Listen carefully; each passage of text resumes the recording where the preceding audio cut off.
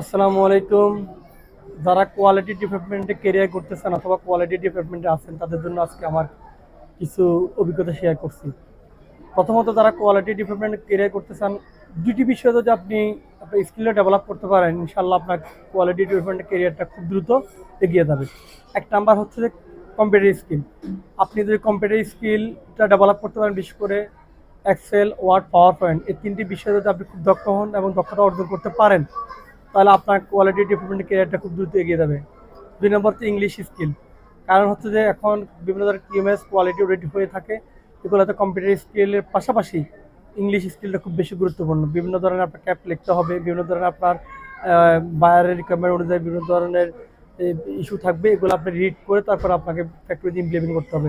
সেক্ষেত্রে আপনার ইংরেজি স্কিলটা খুব বেশি প্রয়োজন। ইংলিশ স্কিল এবং কম্পিউটার স্কিল এই দুটি সমন্বয় করে করতে পারলে এবং ডেভেলপ করতে পারলে কোয়ালিটিতে আপনি আপনার কেরিয়ারকে খুব দ্রুত এগিয়ে নিয়ে যেতে পারেন। ধন্যবাদ সবাইকে।